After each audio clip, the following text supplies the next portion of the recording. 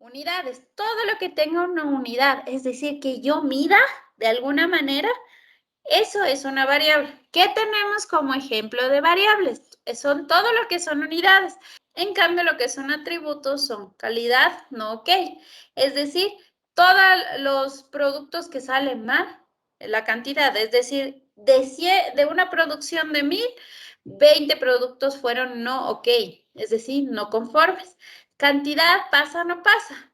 ¿Cuánta cantidad de producto conforme pasó? Es decir, cumplió con todo lo que yo requiero como cliente y cuál de esas no pasó, cuánto se quedó rezagada, ¿ya? Número de accidentes, ¿se acuerdan que vimos? El número de accidentes es un atributo, por lo que yo no tengo una unidad, sino que yo digo de 20,000 vehículos que pasan por la Simón Bolívar en la mañana, 5,000. Digamos, no, uno es un accidente, digámoslo así, porque sí, 5,000 es exagerado. Número de sospechosos significa la cantidad de producto que no sabemos si está bien o está mal y necesitamos una verificación adicional, ¿sí? Número de accidente, ¿cómo se llama? Cantidad de reprocesos quiere decir, en cambio, de todo lo que yo produje, sé que 5 estuvieron mal, pero esos los puedo reprocesar. Ese reproceso se lo cuantifica en cantidad. Para lo que es atributos, nosotros usamos lo que es porcentaje, la proporción, que se la denomina para lo que son cartas de control, que la proporción es saber el valor de todo un total de universo, cuánto eso me representa en problemas, ¿no? En buenos y en malos, porque son para los dos. Las gráficas por variables nos ayudan al mejoramiento de la calidad, ¿sí? ¿Qué más hacen? ¿Pero por qué? ¿Por qué nos ayudan al mejoramiento de la calidad? Porque hacen un análisis de proceso y lo que vimos, verifican la variabilidad del proceso. Para definir, las cartas de control por variables nos ayudan a definir la capacidad del proceso, ya lo vamos a ver.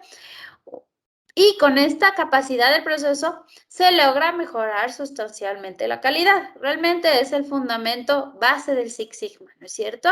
Para tomar decisiones con respecto a las especificaciones del proceso, ¿sí? Nosotros podemos ir ajustando nuestro proceso a medida de que vayamos implementando mejoras y podamos tomar también decisiones si necesitamos nueva maquinaria, mejorar el personal, capacitación, mejorar los métodos de trabajo, etcétera, ¿no es cierto? Para tomar decisiones en el proceso de producción, que es a la final lo que les había comentado.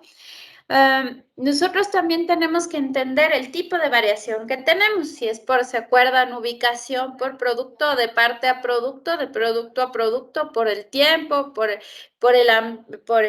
entorno también. Eso tenemos que entender y para a través de eso saber ir analizando y diciendo qué necesito yo para solucionar ese problema, esa variabilidad, cómo hago para disminuir esa variabilidad. Y luego el otro es para tomar decisiones respecto al nuevo producto, para poder liberar a un producto nuevo a la producción en serie. Si yo tengo, por ejemplo, como lo hice y lo revisamos la semana anterior con Elon Musk en la producción justamente del Cybertruck. Ustedes vieron que su proceso tiene, al menos del proveedor de los vidrios, tiene muchos problemas y eso quiere decir que hay una variabilidad del proceso.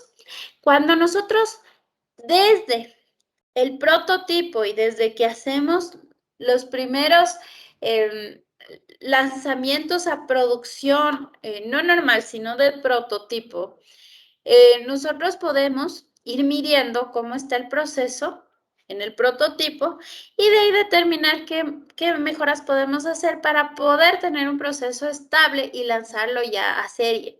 Nosotros tenemos 4 tipos de gráficas por variables. Tenemos la de media y rango, que es un control de rutina de los procesos. Es la más fácil, la que me da la información preliminar de los procesos, ¿sí? Luego tenemos la de media y desviación estándar, que es las gráficas de control de las que se basan y verifica el Six Sigma. Para mayor precisión en el análisis se utilizan, son mucho más precisas y exactas. Y el tamaño se basan en el tamaño promedio de las mediciones y su desviación estándar con referencia a la media, ¿no?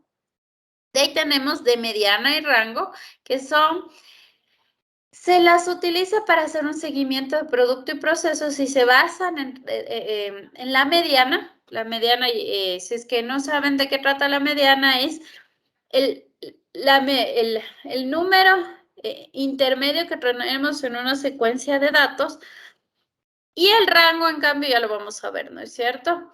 Rango móvil y individual es un tipo de gráfica de control por variables que se utiliza cuando se tiene muy poco muestreo.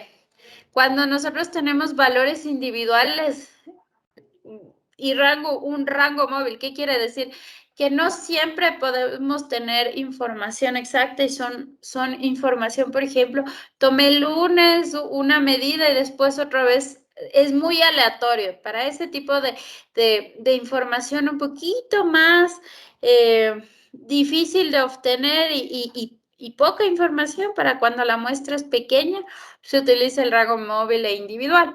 En la gráfica X, es decir, de la media, nosotros vamos a tener los siguientes componentes. Vamos a tener, como ustedes conocen, la misma coordenada en X, Y, con la tolerancia superior e inferior, o ya quiero que lo vayamos cambiando a tolerancia, el límite de control superior y el límite de control inferior.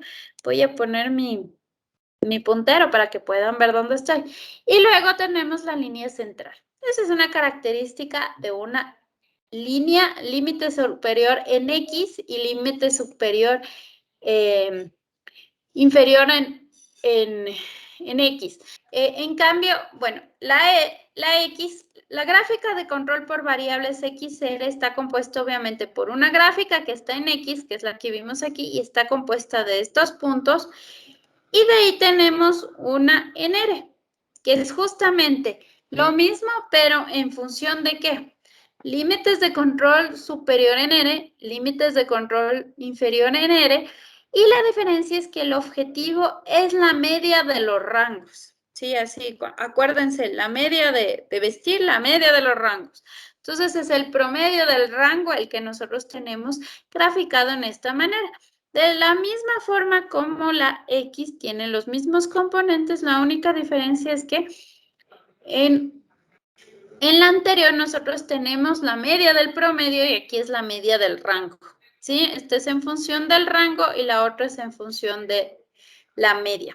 Nosotros tenemos ciertos pasos que nos ayudan a hacer de manera ordenada una gráfica. Tenemos definir las características de calidad, es decir, saber qué vamos a medir, ¿sí? Escoger un subgrupo racional, cuántas mediciones y en qué frecuencia lo vamos a realizar, reunir los datos necesarios, tenemos que levantar la información y de ahí nos vamos a poner manos a la obra para calcular la línea central, los límites de control, definir la línea central revisada y los límites de control y a la final lograr con el objetivo.